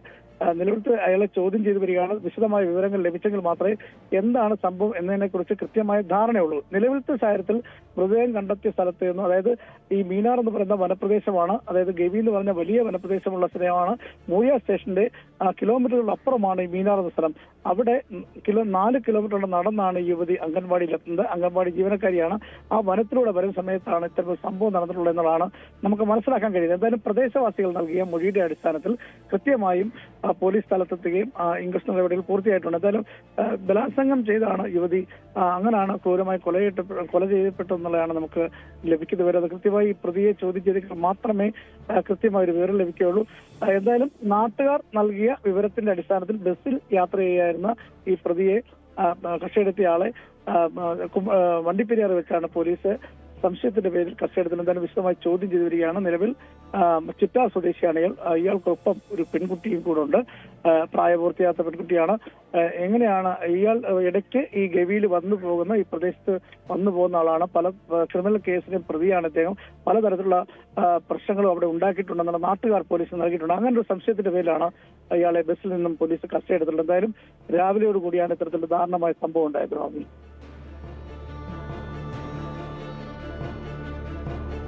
ശശിനാരായണൻ, ഒരു കാര്യം കൂടി, ഇപ്പോൾ പോലീസ് കസ്റ്റഡിയിലെടുത്ത പ്രതിയെന്ന് സംശയിക്കുന്ന വ്യക്തി, അയാളുമായി ഈ യുവതിക്ക് ഏതെങ്കിലും തരത്തിലുള്ള ബന്ധമുണ്ടോ? ഇവർ പരിചയക്കാരാണോ? ഒപ്പം ഈ പെൺകുട്ടി ഒപ്പം യാത്ര ചെയ്തു എന്നത് മാത്രമാണോ, അതോ ഈ ഒരു കൊലപാതകത്തിൽ ആ പെൺകുട്ടിക്ക് സംശയമുണ്ടെന്ന വിവരങ്ങൾ പോലീസിൽ നിന്നും ലഭിക്കുന്നുണ്ടോ? ഒന്നാമത് ചോദിച്ച ഒരു ശരിയായ കാര്യം ഇവിടെ. കാരണം നിലവിലത്തെ സാഹചര്യത്തിൽ ഈ പെൺകുട്ടി എന്ന് പറയുന്നത്, പ്രായപൂർത്തി പെൺകുട്ടി ഇയാളുടെ മകളാണെന്നാണ് പറയുന്നത്. എന്തായാലും ഇയാൾ നിലവിൽ ഈ ചിറ്റാർ സ്വദേശിയാണ്. പക്ഷെ മൂഴിയാറിൽ വന്നു പോകുന്ന വ്യക്തിയാണ്. പല സമയത്തും പല പ്രശ്നങ്ങളും അവിടെ ഉണ്ടാക്കിയിട്ടുള്ള ക്രിമിനൽ കേസിൽപ്പെട്ട ആളാണ്. എന്തായാലും ഇയാളുടെ മകളെന്ന നിലയ്ക്കാണ് നാട്ടുകാർ പറയുന്നത്. ഈ പെൺകുട്ടി ഇയാളുടെ മകളാണെന്ന നിലയ്ക്കാണ് പറയുന്നത്.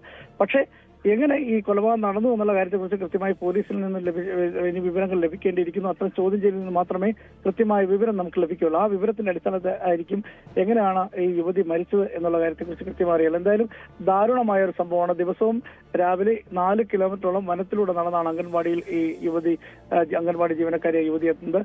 എന്തായാലും ഇന്ന് രാവിലെ വന്നപ്പോൾ ഒരു പക്ഷേ ഇയാളെ കണ്ടു കാണും. അത്തരത്തിൽ ഇയാള് ഉപദ്രവിച്ചു എന്നുള്ളതാണ് പോലീസ് നൽകുന്ന വിവരം. അത് കൃത്യമായി അത് സ്ഥിരീകരിക്കണമെങ്കിൽ സ്വാഭാവികമായും ആ പോലീസിന്റെ ഇയാളുടെ ചോദ്യം ചെയ്യൽ മൊഴി അടക്കമുള്ള കാര്യം ഇനി എടുക്കേണ്ടിയിരിക്കുന്നു. സംശയത്തിന്റെ പേരിൽ നിലവിൽ ഇയാളാണെന്നുള്ള നാട്ടുകാരുടെ മൊഴിയുടെ പേരിലാണ് ഇപ്പോൾ ഇയാളെ കസ്റ്റഡിയെടുത്തിട്ടുള്ളത്. വണ്ടിപ്പെരിയാർ പോലീസാണ് കസ്റ്റഡിയെടുത്തുള്ളത്. വിശദമായി ചോദ്യം ചെയ്തു വരികയാണ്, മൊഴി ശേഖരിച്ചുകൊണ്ടിരിക്കുന്നത്. എന്തായാലും ബലാത്സംഗത്തിന് യുവതി ഇരയായ എന്നുള്ള കാര്യം പോലീസും സമ്മതിക്കുന്നുണ്ട്. കാരണം വനത്തിനോട് ചേർന്ന റോഡ് സൈഡിലെ കുളത്തിന് സൈഡിലോട് ചേർന്നാണ് യുവതി കിടക്കുന്നത്. വിവസ്ത്ര നിലയിലാണ് കിടക്കുന്നത്. ആദ്യ പോലീസിന്റെ പരിശോധന തന്നെ ഇത്തരത്തിലൊരു വിവരം തന്നെയാണ് പോലീസ് നൽകുന്നത്. കാരണം ബലാത്സംഗത്തിനിരയായി യുവതി കൊല്ലപ്പെട്ടു എന്നുള്ളതാണ് പോലീസ് നൽകുന്ന വിവരം. അതുകൊണ്ട് തന്നെ ഇയാളെ, ഈ പ്രതിയെന്ന് സംശയിക്കുന്ന വ്യക്തിയെ കൃത്യമായി പോലീസ് കസ്റ്റഡിയെടുത്തിട്ടുണ്ട്. വിശദമായി ചോദ്യം ചെയ്തു വരികയാണ്. ഇദ്ദേഹത്തിനൊപ്പം ഉള്ളത് മകളാണെന്നാണ് നമുക്കിപ്പോൾ അറിയാൻ കഴിയുന്ന വിവരം.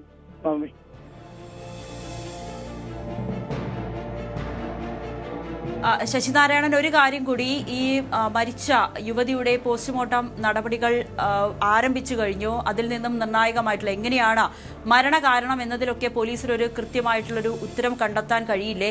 എങ്ങനെയാണ് പോസ്റ്റ്മോർട്ടം നടപടികൾ ആരംഭിച്ചു കഴിഞ്ഞു? നവമി, ഇത് പത്തനംതിട്ടയിൽ നിന്നും ഏകദേശം 150 കിലോമീറ്റർ ദൂരെയാണ്, വനത്തിനുള്ളിൽ നടന്ന സംഭവമാണ്. സ്വാഭാവികമായും പത്തനംതിട്ട ജില്ലയിലുള്ളതാണ് ഈ മൂഴിയാർ പോലീസ് സ്റ്റേഷൻ. ഒരു തമിഴ്നാടും കേരളവും കൊണ്ട് പങ്കിടുന്ന അതിർത്തിയിലുള്ള സ്റ്റേഷൻ എന്ന നിലയ്ക്കാണ് ഈ മൂഴിയാർ പോലീസ് സ്റ്റേഷൻ. ആ സ്റ്റേഷന്റെ പരിധിയിലാണ് ഈ മീനാർ എന്ന സ്ഥലം.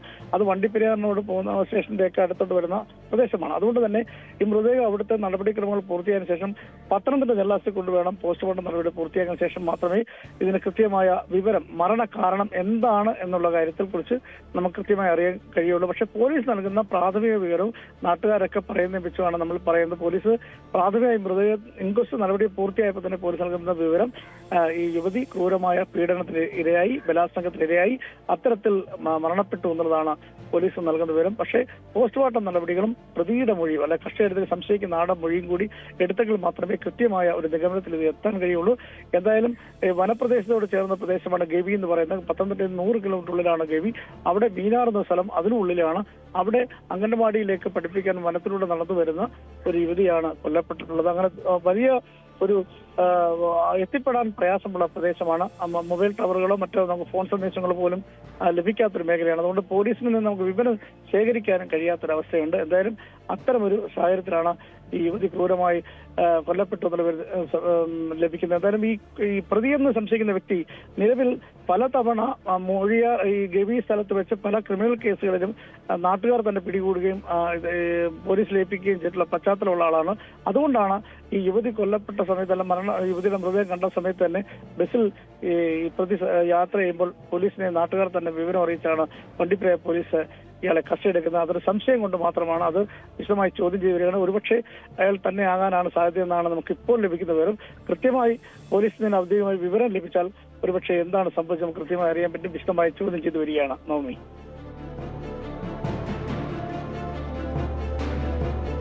ശരി, പത്തനംതിട്ടയിൽ നിന്നും ശശിനാരായണനാണ് വിശദാംശങ്ങൾ നൽകിയത്.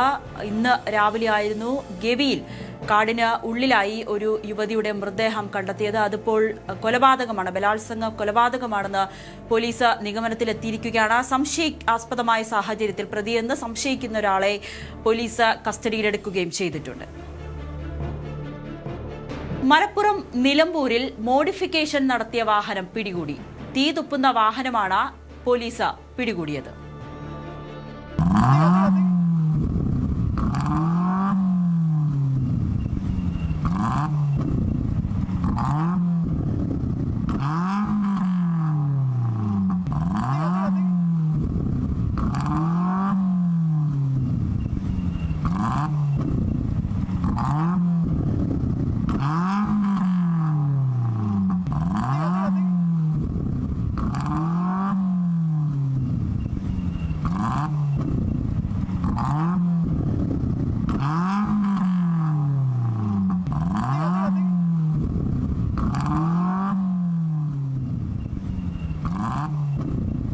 മോട്ടോർ വാഹന വകുപ്പ് നടത്തിയ പരിശോധനയിലാണ് വാഹനം പിടിച്ചെടുത്തത്. ഇന്നലെ രാത്രിയായിരുന്നു MVDയുടെ പരിശോധന.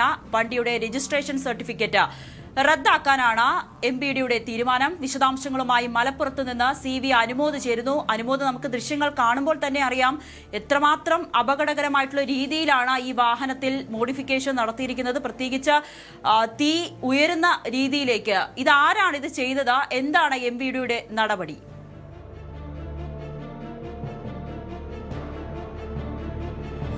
നവമി, ഇന്നലെ രാത്രിയാണ് ഈ സംഭവം നടന്നിരിക്കുന്നത്. ഇപ്പോൾ പോലീസിന്റെ ഭാഗത്തുനിന്നും മോട്ടോർ വാഹന വകുപ്പ് ഉദ്യോഗസ്ഥരുടെ ഭാഗത്തുനിന്നും രാത്രി പലയിടങ്ങളിലും മിന്നൽ പരിശോധന നടക്കുന്നുണ്ട്.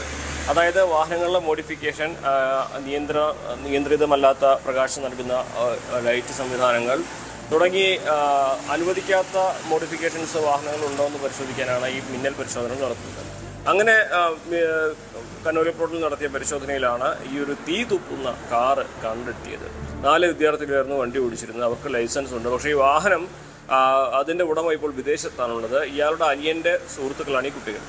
ഈ വാഹനത്തിലുള്ള മോഡിഫിക്കേഷൻ എവിടെ നിന്ന് നടത്തി എന്നുള്ളതാണ് ഏറ്റവും പ്രധാനപ്പെട്ട ഒരു കാര്യം. ഇതിൽ 2 സ്വിച്ചുകളുണ്ട്. അതിൽ ഒരു സ്വിച്ചിൽ ഞെക്കിയാലാണ് ഈ തീയും ശബ്ദവും ഒക്കെ വരിക എന്നാണ് അവർ കണ്ടെത്തിയിട്ടുള്ളത്. ഇത് അനധികൃതമായി നിർമ്മിച്ചതാണ്. ഇത് എവിടെ നിർമ്മിച്ചു എന്നറിയണമെങ്കിൽ ആദ്യം ഈ വാഹനത്തിൻ്റെ ഉടമയെ കൃത്യമായി ട്രാക്ക് ചെയ്യേണ്ടതുണ്ട്. അദ്ദേഹം വിദേശത്താണ് എന്നാണ് ഇപ്പോൾ പറയുന്നത്. അദ്ദേഹത്തോട് സംസാരിക്കുക, അദ്ദേഹത്തോട് ഈ വിവരങ്ങൾ തേടുവാനുള്ള ശ്രമങ്ങൾ നടക്കുന്നുണ്ട്. ഒപ്പം തന്നെ ഈ അദ്ദേഹത്തിൻ്റെ അനിയനാണ് ഈ കുട്ടികളുടെ സുഹൃത്ത്. അവരുമായി ബന്ധപ്പെട്ട വിവരങ്ങളും പോലീസ് ശേഖരിച്ചിട്ടുണ്ട്. കൊണ്ടോട്ടി മേഖല കേന്ദ്രീകരിച്ച് പോലീസിൻ്റെ അന്വേഷണം കുറെ കൂടി പോലീസിൻ്റെ കൂടി സഹായത്തോടെ മോട്ടോർ വാഹന വകുപ്പിൻ്റെ അന്വേഷണം കുറെ കൂടി ഊർജിതമായി നടക്കുന്നുണ്ട്. കാരണം കൊണ്ടോട്ടി മേഖല എന്ന് വെച്ചാൽ നമുക്കറിയാം, അതിവിടെ ആൾട്രേഷൻ വാഹനങ്ങളുടെയും അതേപോലെ സെക്കൻഡ് ഹാൻഡ് വാഹനങ്ങളുടെയൊക്കെ വലിയൊരു വിപണിയുള്ള മേഖലയാണ് കൊണ്ടോട്ടി പരിസരം. അപ്പോൾ അങ്ങനെ ആ ഒരു മേഖല കേന്ദ്രീകരിച്ച് കുറെ കൂടി വ്യാപകമായ അന്വേഷണം നടത്തുന്നുണ്ട് എന്നാണ് നമുക്ക് പറയാൻ കഴിഞ്ഞിട്ടുള്ള വിവരം. നിലവിൽ ഈ വാഹനത്തിൻ്റെ രജിസ്ട്രേഷൻ റദ്ദാക്കാനുള്ള ആലോചനയാണ്. അതിനു മുന്നേ ഈ വാഹനത്തിൻ്റെ ഉടമയെ കൃത്യമായി കണ്ടെത്തി അയാൾക്ക് പറയാനുള്ളത് കേൾക്കും. ഒപ്പം ഈ വാഹനം ഓടിച്ചവർക്ക് ലൈസൻസ് ഉള്ളതുകൊണ്ട് അവർക്കെതിരെ നടപടി ഉണ്ടാകില്ല എന്നാണ് നമുക്ക് അറിയാനാകുന്നത്. ഈ മോഡിഫിക്കേഷനൊക്കെ വലിയ വാർത്തകൾ നിറഞ്ഞു നിൽക്കുന്ന സമയത്താണ് ഇപ്പോൾ തീ തുപ്പുന്ന വാഹനങ്ങൾ വീണ്ടും ഒരു ഇടവേളയ്ക്ക് ശേഷം മോട്ടോർ വാഹന വകുപ്പിൻ്റെ പരിശോധനയിൽ കണ്ടെത്തിയിട്ടുള്ളത്. എന്താണെങ്കിലും ഇത്തരം അനുവാദമില്ലാത്ത മോഡിഫിക്കേഷൻസിനെതിരെ ശക്തമായ നടപടി ഇനിയും ഉണ്ടാകുമെന്ന് തന്നെയാണ് മോട്ടോർ വാഹന വകുപ്പ് അറിയിച്ചിട്ടുള്ളത്. മിന്നൽ പരിശോധനകൾ എല്ലായിടത്തും പല സമയങ്ങളായിട്ട് നടത്തുമെന്നും മോട്ടോർ വാഹന വകുപ്പ് വ്യക്തമാക്കിയിട്ടുണ്ട്.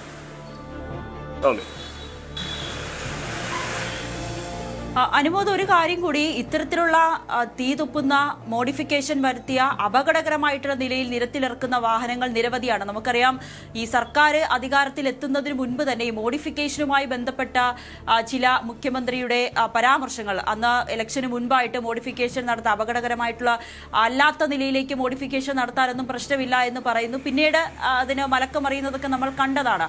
ആ ഒരു സാഹചര്യത്തിൽ ഇത്തരം മോഡിഫിക്കേഷനെതിരെ കടുത്ത നടപടികൾ തന്നെ സ്വീകരിക്കേണ്ടതല്ലേ? കാരണം ഇത് ആവർത്തിച്ചു വരികയാണ്. ഇത് ആദ്യത്തെ സംഭവമല്ല. ബൈക്കിൽ ഇത്തരത്തിൽ അപകടകരമായിട്ടുള്ള നിലയിലേക്ക് ഈ മോഡിഫിക്കേഷനൊക്കെ നടത്തി യുവാക്കൾ നിരത്തിലിറങ്ങുന്നതൊക്കെ പതിവാകുന്ന ഒരു കാഴ്ച തന്നെയല്ലേ?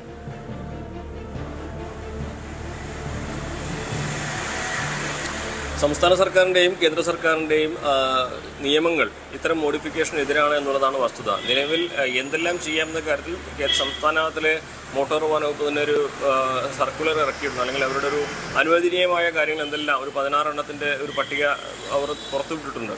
അതിൽ ഈ വാഹനത്തിൻ്റെ രൂപത്തിനോ വാഹനത്തിൻ്റെ നിർമ്മാതാക്കൾ പുറത്തിറക്കുമ്പോഴുള്ളതിനോ വലിയ മാറ്റങ്ങൾ വരുത്താതെ നിറത്തിനോ മറ്റ് അഡീഷണലായിട്ട് വെക്കുന്ന സംവിധാനങ്ങൾ വാഹനത്തിൻ്റെ സ്വഭാവത്തിനോ രൂപത്തിനോ മാറ്റം വരുത്താത്ത തരത്തിൽ മാത്രമാണ് അനുവാദമുള്ളത്. ഈ ശബ്ദം മാറ്റുക, അതേപോലെ തന്നെ തീ തുപ്പുന്ന തരത്തിൽ കാണികളുടെ ശ്രദ്ധ കിട്ടാൻ, ആളുകളെ പേടിപ്പിക്കുന്ന തരത്തിലേക്ക് ഇത് മാറ്റുക എന്ന് പറയുമ്പോൾ സ്വാഭാവികമായിട്ടും വലിയ തോതിൽ നിയമലംഘനമായിട്ട് തന്നെയാണ് അത് കാണുന്നത്. ഏത് തരത്തിലുള്ള മോഡിഫിക്കേഷൻ അനുവദിക്കുമെന്ന് മുഖ്യമന്ത്രി അടക്കമുള്ളവർ അന്ന് ചിരിയോടെ പറഞ്ഞെങ്കിലും ഇത്തരത്തിൽ നിയമവിരുദ്ധമായിട്ടുള്ള മോഡിഫിക്കേഷനൊക്കെ സർക്കാർ അനുവദിക്കില്ല എന്ന കാര്യത്തിൽ സംശയമൊന്നും വേണ്ട. കാരണം ഇത് വലിയ അപകട സാധ്യതയാണ് ഒരുക്കുന്നത്. ഏതൊരു വാഹനവും അതിൻ്റെ ഏറ്റവും മികച്ച കണ്ടീഷനിലായിരിക്കും അതിൻ്റെ നിർമ്മാതാക്കൾ പുറത്തിറക്കുക. അതായത് ആ വാഹനത്തിനൊരു ഭാരമുണ്ട്, അതിൻ്റെ എൻജിൻ പവറും ഈ ഭാരവും അതിൻ്റെ രൂപവും ഒക്കെ ആയിട്ട് പരസ്പരം വലിയ ബന്ധമുള്ളതാണ്. അപ്പോൾ ഏറ്റവും പെർഫെക്റ്റായ രീതിയിലായിരിക്കും ഒരു കമ്പനി അതിൻ്റെ വാഹനം പുറത്തിറക്കുക. അതിൽ അഡീഷണലായിട്ട് വരുത്തുന്ന മോഡിഫിക്കേഷനൊക്കെ ഒരുപക്ഷെ അത് ആ വാഹനത്തിന് മാത്രമല്ല, അത് ഉപയോഗിക്കുന്നവർക്കും അതുമായി യാതൊരു ബന്ധവുമില്ലാതെ വഴിയിൽ കൂടെ പോകുന്നവർക്കും ഒരു പ്രശ്നം ഉണ്ടാകുന്നൊരു സാഹചര്യം ഉണ്ടാകും. അതിൻ്റെ വാഹനത്തിൻ്റെ നിയന്ത്രണം, വാഹനം ഓടിക്കുമ്പോൾ ചിലപ്പോൾ ഉദ്ദേശിച്ച രീതിയിലായിരിക്കില്ല അത് നിയന്ത്രിക്കാനാവുക. മാത്രമല്ല ഇതിൻ്റെ മലിനീകരണം അതൊക്കെ വലിയ തോതിൽ തന്നെ ഒരുപക്ഷെ ഈ ഒരു കണക്കിലൊന്നും പെടാത്ത രീതിയിലാകും. മാത്രമല്ല ഈ തീ തുപ്പുന്ന തരത്തിലേക്കുള്ള അഡീഷണൽ ആയിട്ടുള്ള സെറ്റിങ്സ് എല്ലാം തന്നെ സ്ഥാപിക്കുമ്പോൾ അതൊക്കെ വലിയ അപകടത്തിലേക്ക് വഴിയൊരുക്കുന്ന സാഹചര്യങ്ങളുണ്ടാകും. കാരണം വാഹനത്തിന് നിർദ്ദേശിച്ചിട്ടുള്ള സേഫ്റ്റി മെഷർമെൻറ്റ്സിനെല്ലാം അപ്പുറത്തായിരിക്കും ഇത്തരത്തിലുള്ള കാര്യങ്ങളൊക്കെ ഉണ്ടാവുക. അപ്പോൾ അത് ഉപയോഗിക്കുന്നവർക്കും വഴിയിലൂടെ പോകുന്നവർക്കൊക്കെ അപകടം ഉണ്ടാക്കുന്ന സാഹചര്യം ആയതുകൊണ്ടാണ് ഇതിനെ കർശനമായിട്ട് നിയമം മൂലം തന്നെ ഇതിനെ തടഞ്ഞിരിക്കുന്നത്, നിരോധിച്ചിരിക്കുന്നത്. ഇതൊക്കെ മോഡിഫിക്കേഷൻ അനുവദിക്കുമെന്നൊക്കെ ഒരു സാമൂഹ്യ മാധ്യമങ്ങൾ പ്രചരണം നടത്തുമ്പോഴും ആളുകളുടെ ജീവന് ദോഷമാകുന്ന തരത്തിലുള്ള മോഡിഫിക്കേഷനും ഒരു സർക്കാരും അനുവദിക്കില്ല എന്ന കാര്യത്തിൽ സംശയമൊന്നും വേണ്ട. അതുകൊണ്ട് തന്നെ തീ തുപ്പുന്ന വാഹനങ്ങളൊക്കെ ആയിട്ട് പുറത്തിറങ്ങാൻ ഉദ്ദേശിക്കുന്നവർ ആ മോഹം വെച്ച് വീട്ടിലിരിക്കുക തന്നെയായിരിക്കും സുരക്ഷയ്ക്ക് നല്ലത്. കാരണം സർക്കാരിൻ്റെ ഭാഗത്ത് നിന്ന് ഇത്തരം കാര്യങ്ങളിലൊക്കെ കർശന നടപടി തന്നെ ഉണ്ടാകുമെന്ന് തന്നെയാണ് മോട്ടോർ വാഹന വകുപ്പ് വ്യക്തമാക്കിയിട്ടുള്ളത്. ശരി, മലപ്പുറത്ത് നിന്ന് CV അനുമോദാണ് വിശദാംശങ്ങൾ നൽകിയത്. മറ്റൊരു പ്രധാനപ്പെട്ട വാർത്ത കൂടി വരുന്നു. യൂത്ത് കോൺഗ്രസ് പ്രവർത്തകരെ ഗൺമാൻ മർദ്ദിച്ച കേസിൽ ADGP MR അജിത് കുമാറിന്റെ ഓഫീസിൽ SITയുടെ പരിശോധന നടക്കുകയാണ്. വാർത്തയുടെ വിശദാംശങ്ങൾ ഡാൻ കുര്യൻ നൽകും. അതിനു മുൻപ് ഇടവേള.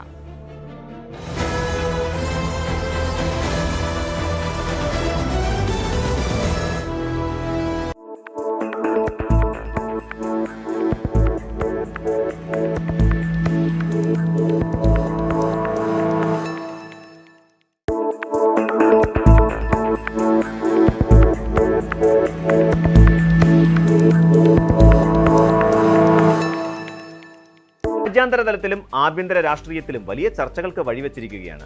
പാകിസ്ഥാൻ അനധികൃതമായി കൈവശപ്പെടുത്തിയിരിക്കുന്ന കാശ്മീർ പ്രദേശങ്ങൾ ഇന്ത്യയുടെ അവിഭാജ്യ ഘടകമാണെന്നും ഭാവിയിൽ ഈ പ്രദേശങ്ങൾക്ക് മേൽ ഇന്ത്യക്ക് പൂർണ്ണമായ ഭൗതിക നിയന്ത്രണം ലഭിക്കുമെന്നുമുള്ള അദ്ദേഹത്തിന്റെ വാക്കുകൾ വെറുമൊരു രാഷ്ട്രീയ പ്രസ്താവനയായി മാത്രം കാണാനാകില്ല. മറിച്ച് പതിറ്റാണ്ടുകളായി ഇന്ത്യ കാത്തുസൂക്ഷിക്കുന്ന ഒരു ഭരണഘടനാപരമായ പ്രതിബദ്ധതയുടെയും മാറുന്ന നയതന്ത്ര സമീപനത്തിന്റെയും ശക്തമായ പ്രതിഫലനമാണിത്.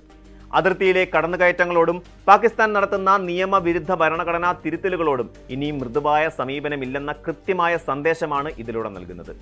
ഗിൽജിത്ത് ബാൾട്ടിസ്ഥാനിലെ പാക് ഇടപെടലുകൾക്കും അവിടെ തെരഞ്ഞെടുപ്പ് നടത്താനുള്ള നീക്കങ്ങൾക്കുമെതിരെ ഇന്ത്യ ശക്തമായ പ്രതിഷേധം രേഖപ്പെടുത്തുമ്പോൾ കേവലം ഭൂപടത്തിലെ അതിർത്തികൾക്കപ്പുറം ഇന്ത്യയുടെ പരമാധികാരത്തിന്റെയും ദേശീയ സുരക്ഷയുടെയും വിശാലമായ അർത്ഥതലങ്ങളാണ് ഇവിടെ അനാവരണം ചെയ്യപ്പെടുന്നത്.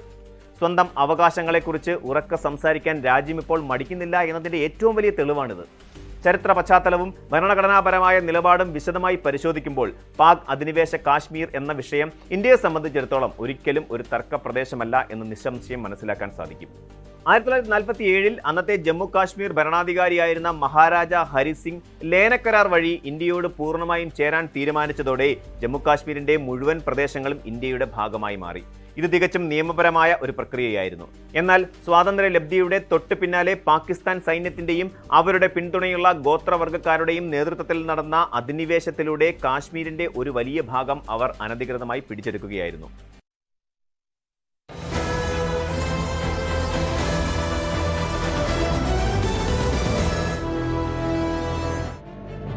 യൂത്ത് കോൺഗ്രസ് പ്രവർത്തകരെ ഗൺമാൻ മർദ്ദിച്ച കേസിൽ ADGP MR അജിത് കുമാറിന്റെ ഓഫീസിൽ SIT പരിശോധന. CCTV ദൃശ്യങ്ങളും സന്ദർശക രജിസ്റ്ററും പരിശോധിച്ച പ്രത്യേക അന്വേഷണ സംഘം ADGPയുടെ ഓഫീസിലെയും പോലീസ് ക്ലബിലെയും CCTVകളും പരിശോധിച്ചിട്ടുണ്ട്. പേരൂർക്കട അഗസ്ത്യ പോലീസ് ക്ലബിലായിരുന്നു പരിശോധന. കൂടുതൽ വിശദാംശങ്ങളുമായി തിരുവനന്തപുരത്ത് നിന്നും ഡാൻ കുര്യൻ ചേരുന്നുണ്ട്. ഡാൻ, ADGP MR അജിത് കുമാറിന് എതിരായിട്ടുള്ള കുരുക്ക് മുറുകുകയാണോ?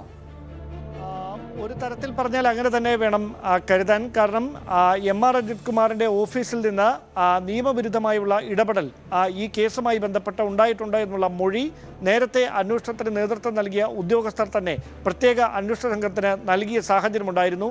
അതിന് പിന്നാലെയാണ് SITയുടെ ഭാഗത്ത് നിന്ന് MR അജിത് കുമാറിന്റെ ഓഫീസിൽ കൂടി പരിശോധന നടത്താനുള്ളൊരു തീരുമാനം ഉണ്ടാവുകയും ഇന്നലെ പേരൂർക്കട അഗസ്ത്യ പോലീസ് ക്ലബ്ബിലെത്തി MR അജിത് കുമാറിന്റെ ഓഫീസിലും പോലീസ് ക്ലബ്ബിൽ നിന്ന് CCTV ദൃശ്യങ്ങളും അതോടൊപ്പം സന്ദർശക രജിസ്റ്ററുകളും പരിശോധിച്ചത്. ഈ സംഭവം നടന്നുവെന്ന് പറയുന്ന സമയത്ത് സന്ദർശക രജിസ്റ്ററിൽ ഈ MR അജിത് കുമാറുമായി ബന്ധമുള്ള ഉദ്യോഗസ്ഥർ അവിടെ എത്തിയിട്ടുണ്ടോ, അതോടൊപ്പം ഈ റിപ്പോർട്ട് തിരുത്താൻ ആവശ്യപ്പെട്ട ഉദ്യോഗസ്ഥർ ഏതൊക്കെ തീയതികളിലാണ് അവിടേക്ക് എത്തിയത്, അതുമായി ബന്ധപ്പെട്ട കൂടുതൽ ദൃശ്യങ്ങൾ ഉണ്ടോ എന്നതടക്കമുള്ള കാര്യങ്ങളാണ് വിശദമായി പരിശോധിച്ചുകൊണ്ടിരിക്കുന്നത്. അങ്ങനെ തെളിവുകൾ കണ്ടെത്തുന്ന സാഹചര്യമായ ഉണ്ടായാൽ അത് MR അജിത് കുമാറിനെതിരെ ഒരു വലിയ തെളിവായി മാറും. അത് വലിയ വെല്ലുവിളിയാകുകയും ചെയ്യും അജിത് കുമാറിന്. കാരണം ഈ കേസിൽ ഇതിനോടകം തന്നെ അജിത് കുമാറിനെതിരെ 2 ഉദ്യോഗസ്ഥരുടെ DYSP ഉൾപ്പെടെയുള്ള ഉദ്യോഗസ്ഥരുടെ മൊഴിയുണ്ട്.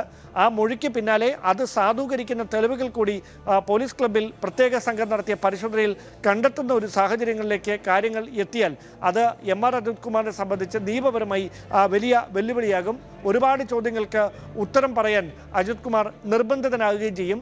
അത്തരത്തിൽ അജിത് കുമാറിൽ നിന്ന് കാര്യങ്ങൾ ചോദിച്ചറിയുന്നതിന് മുന്നോടിയായിട്ടാണ് അജിത് കുമാറിന്റെ ഓഫീസിലെ സന്ദർശക രജിസ്റ്റർ പരിശോധിക്കുകയും അതോടൊപ്പം CCTV ദൃശ്യങ്ങൾ പരിശോധിക്കുകയും ചെയ്യുന്ന നടപടികളിലേക്ക് SIT കടന്നതെന്നാണ് ഇപ്പോൾ ലഭിക്കുന്ന സൂചനകൾ.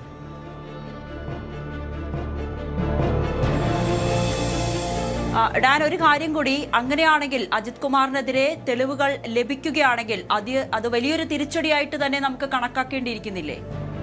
തീർച്ചയായിട്ടും. അതായത് എം.ആർ. അജിത് കുമാറുമായി ബന്ധപ്പെട്ട് ഈ കേസിൽ അനധികൃതമായി അല്ലെങ്കിൽ നിയമവിരുദ്ധമായി നടത്തിയ ഇടപെടലുകൾ സംബന്ധിച്ച കൂടുതൽ വിവരങ്ങളൊക്കെ നേരത്തെ പുറത്തു വന്നതായിരുന്നു.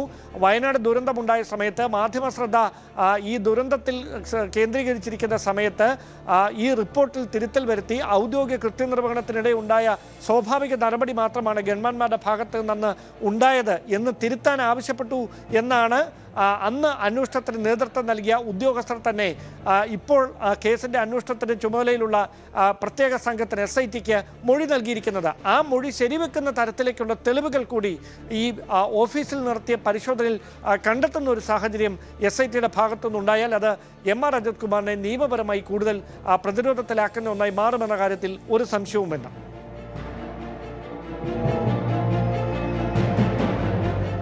ശരി, ഡാൻ കുര്യനാണ് വിശദാംശങ്ങൾ നൽകിയത്. വിഴിഞ്ഞം തുറമുഖം മറയാക്കി 300 കോടിയുടെ തട്ടിപ്പ്. വിസിൽ ചീഫ് എക്സിക്യൂട്ടീവ് ഓഫീസറുടെ പരാതിയിൽ തമ്പാനൂർ പോലീസ് കേസെടുത്തു. സാമ്പത്തിക ലാഭത്തിനായി വിസിലിന്റെ പേരിൽ വ്യാജരേഖ ഉണ്ടാക്കിയെന്നാണ് എഫ്ഐആർ.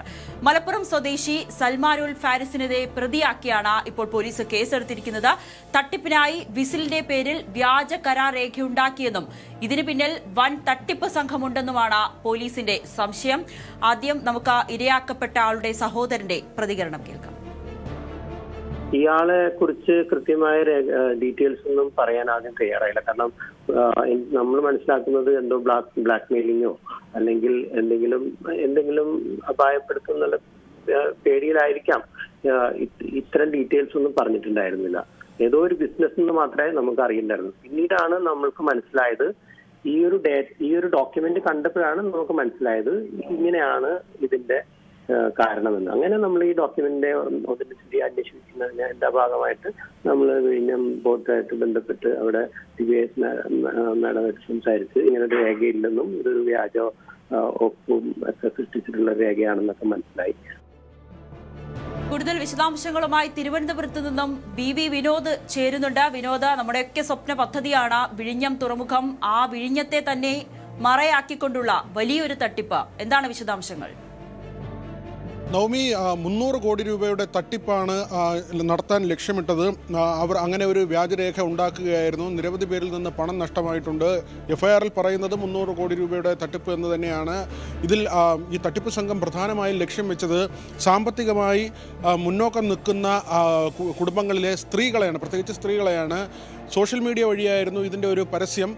പിന്നീട് ഇതുമായി ബന്ധപ്പെട്ട ചില സമ്മേളനങ്ങൾ നടത്തുന്നു, സെമിനാറുകൾ നടത്തുന്നു എന്ന അറിയിപ്പൊക്കെ തന്നെ ഈ സ്ത്രീകൾക്ക് നൽകുകയും അങ്ങനെ ഈ സ്ത്രീകളിൽ പലരും ഇവരുടെ വലയിൽപ്പെടുകയുമായിരുന്നു. ഇതിനൊരു അന്താരാഷ്ട്ര തലമുണ്ട് എന്നാണ് പ്രാഥമിക അന്വേഷണത്തിൽ തന്നെ വ്യക്തമാകുന്നത്. വിദേശത്തിരുന്ന് ചിലർ ഈ കാര്യങ്ങൾ കൈകാര്യം ചെയ്തു. ഇതിലിപ്പോൾ ഒരാളെ മാത്രമാണ് പ്രതി ചേർത്തിട്ടുള്ളത്. മലപ്പുറം സ്വദേശിയായ സൽമാനുൽ ഫാരിസ് എന്ന ഒരു പ്രതി മാത്രമാണ് ആദ്യഘട്ടത്തിൽ ഈ കേസിൽ പ്രതി ചേർക്കപ്പെട്ടിട്ടുള്ളത്. ഇയാളാണ് പലരുമായും ബന്ധപ്പെടുകയും പിന്നീട് അവരിൽ നിന്ന് പണം വാങ്ങുകയും ചെയ്തത്. ചില ആളുകളെ ലൈംഗികമായി ദുരുപയോഗം ചെയ്തു എന്ന ആക്ഷേപങ്ങൾ കൂടിയുണ്ട്. പണം നഷ്ടമായ യുവതികളുടെ പെരുമാറ്റത്തിൽ സംശയം തോന്നിയതിനെ തുടർന്ന് അവരുടെ കുടുംബാംഗങ്ങൾ നടത്തിയ ചില അന്വേഷണമാണ് ഇത്തരമൊരു തട്ടിപ്പിലേക്ക് കാര്യങ്ങളെ കൊണ്ട് അല്ലെങ്കിൽ അത് വ്യക്തമാകുന്ന തരത്തിലേക്ക് കാര്യങ്ങളെ കൊണ്ടുചെന്ന് എത്തിച്ചത്. ഇതിൽ ഏറ്റവും പ്രധാനപ്പെട്ടത് കൊച്ചിയിലെ ഒരു യുവതിയുമായി ബന്ധപ്പെട്ട കാര്യങ്ങളാണ്. ഇവർ ഒന്നിൽ കൂടുതൽ തവണ വീട്ടിൽ നിന്ന് പുറത്തേക്ക് പോയിരുന്നു. ഇങ്ങനെ ഈ സമ്മേളനത്തിൽ പങ്കെടുക്കാനാണ്, ഇതുമായി ബന്ധപ്പെട്ട സമ്മിറ്റിൽ പങ്കെടുക്കുന്നതിന് വേണ്ടിയാണ് എന്ന് വീട്ടുകാരോട് പറഞ്ഞിരുന്നു. പിന്നീട് ഇവരുടെ പെരുമാറ്റത്തിൽ അസ്വാഭാവികത തോന്നിയതിനെ തുടർന്ന് ബന്ധുക്കൾ ഇവരുടെ ഫോൺ പരിശോധിക്കുകയായിരുന്നു. അപ്പോഴാണ് ഇത്തരത്തിലുള്ള ഒരു രേഖ കണ്ടെത്തുന്നത്. തുടർന്ന് വിസിൽ അധികൃതരെ ഇക്കാര്യം അറിയിച്ചു. ഈ രേഖ പരിശോധിച്ചപ്പോൾ ഇത് വ്യാജമാണെന്ന് കണ്ടെത്തി. നേരത്തെ തുറമുഖ വിസിലിൻ്റെ ചുമതലയുണ്ടായിരുന്ന ഈ തുറമുഖ വകുപ്പിൻ്റെയൊക്കെ തന്നെ ഭാഗമായിരുന്ന ദിവ്യ എസ് അയ്യരുടെ പേരും ഒപ്പും സീലുമൊക്കെയാണ് ഇതിൽ വ്യാജമായി ചേർത്തിട്ടുള്ളത്. ഇതോടുകൂടി വിസിൽ അധികൃതരാണ് തമ്പാനൂർ പോലീസിൽ പരാതി നൽകിയത്. ഇപ്പോൾ തിരുവനന്തപുരം സിറ്റി പോലീസാണ് ഇത് സംബന്ധിച്ച അന്വേഷണം നടത്തുന്നത്. വിപുലമായ രീതിയിൽ തട്ടിപ്പ് നടന്നു എന്ന് തന്നെയാണ് വിലയിരുത്തപ്പെടുന്നത്. ഇതിൻ്റെ കണ്ണികൾ വിദേശത്തുണ്ട് എന്ന സൂചനകളും ഇതിനകം തന്നെ പുറത്തു വന്നിട്ടുണ്ട്. നവമി.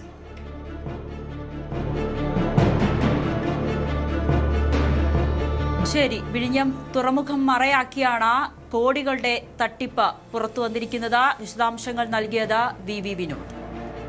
മാസപ്പടി കേസിൽ വീണയ്ക്ക് ഇഡി വീണ്ടും സമൻസ് അയക്കും. വീണ ഹാജരാക്കിയ രേഖകൾ വിശദമായി പരിശോധിച്ച ശേഷം എൻഫോഴ്സ്മെന്റ് ഡയറക്ടറേറ്റ് തുടർ നടപടികൾ കൈക്കൊള്ളും. CMRL കമ്പനിയുമായി എക്സാലോജിക്കുണ്ടാക്കിയ കരാർ അടക്കമുള്ള രേഖകൾ വീണ ഇഡിക്ക് കൈമാറിയെന്നാണ് സൂചന. അതോടൊപ്പം തന്നെ SFIO ഈ കേസുമായി ബന്ധപ്പെട്ട് ശേഖരിച്ച 134 രേഖകൾ ഇഡിക്ക് കൈമാറും. വിശദാംശങ്ങളുമായി കൊച്ചിയിൽ നിന്നും ഡാനി പോൾ ചേരുന്നു. ഡാനി, വീണയുടെ മറുപടി അതിൽ ഇഡിക്ക് തൃപ്തമല്ല എന്ന് തന്നെയല്ലേ വ്യക്തമാകുന്നത്?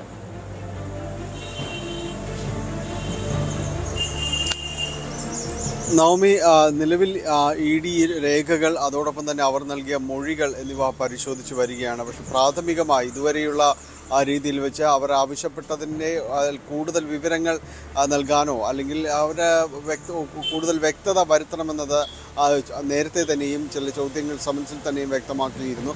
പക്ഷെ ആ രീതിയിലേക്കൊന്നും കാര്യങ്ങൾ പോയിട്ടില്ല എന്ന് തന്നെയാണ് മനസ്സിലാക്കുന്നത്. അതുകൊണ്ട് തന്നെ ഇതിൽ ഇനിയും വീണ ഇഡിക്ക് മുൻപാകെ ഹാജരാകാനുള്ള സാധ്യത കൂടുതലാണ് നിലവിലുള്ളത്. ഇപ്പോൾ SFIOയുടെ രേഖകൾ ഏതാണ്ട് 100-ലധികം രേഖകൾ SFIOയിൽ നിന്ന് തേടിയിട്ടുണ്ട്. അതുകൂടി വന്നതിന് ശേഷം അത് പരിശോധിച്ചതിന് ശേഷം വീണയ്ക്ക് വീണ്ടും സമൻസ് അയക്കാൻ തന്നെയാണ് വലിയ സാധ്യത നിലനിൽക്കുന്നത്. ഇഡിക്ക് മുൻപാകെ വീണ്ടും വീണ ഹാജരാകേണ്ട രീതിയിലേക്ക് തന്നെയാണ് കാര്യങ്ങൾ പോകുന്നത്. അതിനൊരു പ്രധാനപ്പെട്ട കാരണമെന്ന് പറയുന്നത് ഇവരിൽ നിന്ന് കൈപ്പറ്റിയ തുക, അതിൻ്റെ ഒരു വിശദാംശങ്ങൾ വ്യക്തമാക്കണം. ഏത് കാര്യത്തിനാണ് ഈ തുക കൈപ്പറ്റിയത് എന്നത് വീണയോടും അതോടൊപ്പം തന്നെ CMRLനോടും ഒരുപോലെ തന്നെ ആവശ്യപ്പെട്ടിരുന്നതാണ്. പക്ഷേ കഴിഞ്ഞ ദിവസങ്ങളിലായിട്ട് നടന്ന CMRLൻ്റെ ഉദ്യോഗസ്ഥരുടെ ചോദ്യം ചെയ്യലിലോ വീണയുടെ ചോദ്യം ചെയ്യലിലോ ഒന്നും ഇതിനൊരു കൃത്യമായ ഒരു ഉത്തരത്തിലേക്ക് എത്താനായിട്ട് സാധിച്ചിട്ടില്ല എന്ന് തന്നെയാണ് അറിയാൻ കഴിയുന്നത്. അതോടൊപ്പം തന്നെയാണ് ഈ CMRLൻ്റെ തന്നെ ഒരു ഉപകമ്പനിയായ ഫിനാൻസ് കമ്പനിയായ എംപവർ ഇന്ത്യ കോർപ്പറേഷനിൽ നിന്ന് പണം വായ്പ എടുത്തിട്ടുണ്ട്. അത് വലിയ വായ്പയാണ്, 50 ലക്ഷത്തോളം രൂപയാണ്. ഇത് ഏത് സാഹചര്യത്തിലാണ് എന്നത് പൂർണ്ണമായും വ്യക്തമാക്കിയിട്ടില്ല. അതിൽ 25 ലക്ഷം രൂപ ആദ്യഘട്ടത്തിൽ വായ്പ അനുവദിച്ചു, എന്നാൽ അതിൽ തിരിച്ചടവുകൾ ഉണ്ടായില്ല. പക്ഷെ പിന്നീടും 25 ലക്ഷം രൂപ, അങ്ങനെ 50 ലക്ഷം രൂപ അതിലേക്ക് വന്നിട്ടുണ്ട്. അപ്പോൾ ഇതെല്ലാം എന്തിനു നൽകി, ഏത് സാഹചര്യത്തിൽ നൽകുന്നു വീണയ്ക്ക് എന്നതെല്ലാം തന്നെ പറയേണ്ടതുണ്ട്. പക്ഷേ ഇവരിൽ CMRL നിന്ന് അതിന് കൃത്യമായൊരു മറുപടിയില്ല. എന്തിനു വാങ്ങി എന്നതിനും വീണയ്ക്കും ഒരു കൃത്യമായി ഇഡിക്ക് മനസ്സിലാകുന്ന രീതിയിൽ പറയാനായിട്ട് സാധിച്ചിട്ടില്ല എന്ന് തന്നെയാണ് അറിയാനായിട്ട് കഴിയുന്നത്. അതോടൊപ്പം തന്നെ വീണയുടെ ഈ അക്കൗണ്ടുകൾ സംബന്ധിയായ കാര്യങ്ങളിൽ പരിശോധന നടന്നിരുന്നു. വീണയുടെ അക്കൗണ്ടുകൾ മരവിപ്പിച്ചിട്ടുണ്ട്. അത് കൂടാതെയുള്ള മറ്റ് അക്കൗണ്ടുകൾ, മറ്റ് സ്ഥാപന ജംഗമ വസ്തുക്കളുടെ വിവരങ്ങൾ എന്നിവയെല്ലാം വസ്തുനിഷ്ഠമായിട്ട് തന്നെ ഹാജരാക്കണമെന്നത് ആവശ്യപ്പെട്ടിരുന്നു. അതിൽ മുഴുവനായും ഹാജരാക്കിയിട്ടില്ല എന്നാണ് ഇഡിയുടെ ഒരു വിലയിരുത്തലുള്ളത്. അപ്പോൾ ഇത്തരം കാര്യങ്ങൾ കൂടുതൽ വിശദീകരണം വേണ്ടിവരും. ഇപ്പോൾ നൽകിയിട്ടുള്ള എഴുതി നൽകുന്നതാണ് മൊഴി, സ്വന്തം രീതിയിൽ തന്നെ എഴുതി നൽകുകയാണ് ഇഡിയുടെ രീതി. അത്തരം ആ മൊഴി പരിശോധിച്ചതിന് ശേഷം വീണ്ടും വീണയ്ക്ക് സമൻസ് അയക്കാനുള്ള ഒരു സാധ്യത തന്നെയാണ് നിലനിൽക്കുന്നത്. വൈകാതെ അത്തരം ഒരു നടപടികളിലേക്ക് കടന്നേക്കും. ഇതിലൊരു പക്ഷേ രണ്ടാമത് വിളിപ്പിക്കാൻ സാധ്യതയുള്ള ഏറ്റവും ആദ്യം നിൽക്കുന്ന പേരും വീണയുടേത് തന്നെയാണ്.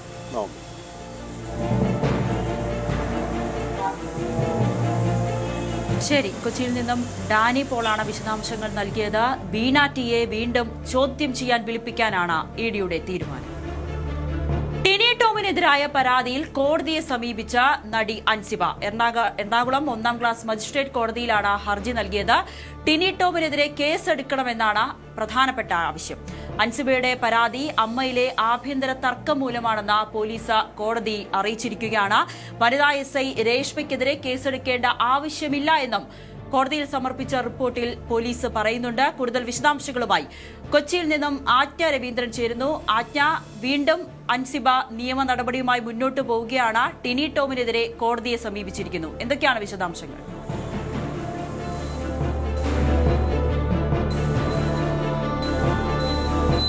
നവമി, അമ്മയിലെ പ്രശ്നങ്ങൾ, അതായത് വിദ്വേഷ പ്രചാരണം നടത്തുന്നു, തനിക്കെതിരായി വിദ്വേഷ പ്രചാരണം നടത്തുമെന്ന് തുടങ്ങിയ അൻസിബ ഹസന്റെ പരാതി ഇപ്പോൾ കോടതിയിലെത്തിയിരിക്കുകയാണ്. നമുക്കറിയാം, കഴിഞ്ഞ ദിവസം ഇത് സമാനമായ മറ്റൊരു പരാതി തൃപ്പൂണിത്തുറ കോടതിയിലെത്തിയിരുന്നു. പക്ഷേ ഇപ്പോൾ ടിനി ടോമിനെതിരായ പരാതി പോലീസ് പ്രാഥമിക അന്വേഷണമെന്ന് പറഞ്ഞ് ഈ കാര്യങ്ങൾ വൈകിപ്പിക്കുകയാണ്, FIR ഇടുന്നില്ല തുടങ്ങിയ കാര്യങ്ങൾ ചൂണ്ടിക്കാട്ടിയാണ് ഇപ്പോൾ Ansiba Hasan Ernakulam judicial first class magistrate കോടതി 8 കോടതി നമ്പർ നവംബർ 8-ന് സമീപിച്ചിരിക്കുന്നത്. എന്തായാലും ഈ കേസുമായി ബന്ധപ്പെട്ട് ടിനി ടോമിനെതിരെ എഫ്ഐആർ ഇടാം. തനിക്കെതിരെ വിദ്വേഷ പ്രചാരണം നടത്തുന്നു, താൻ മതം മാറ്റാൻ ശ്രമിക്കുന്നു, സ്ത്രീ എന്നുള്ളതിനെ സ്ത്രീത്വത്തെ അപമാനിക്കുന്ന തരത്തിലുള്ള പ്രചാരണങ്ങൾ നടത്തുന്നു തുടങ്ങിയ കാര്യങ്ങളായിരുന്നു ടിനി ടോമിനെതിരായ പരാതിയിൽ ഉന്നയിച്ചിരുന്ന പ്രധാനമായും. അതേസമയം തന്നെ ടിനി ടോമിനെതിരായിട്ടുള്ള നടപടിക്രമങ്ങളിൽ പോലീസ് അന്വേഷണം ഏതാണ്ട് മൊഴിയെടുക്കാനുള്ളവരുടെ എല്ലാം മൊഴി കഴിഞ്ഞ ദിവസം എടുത്തിരുന്നതാണ്.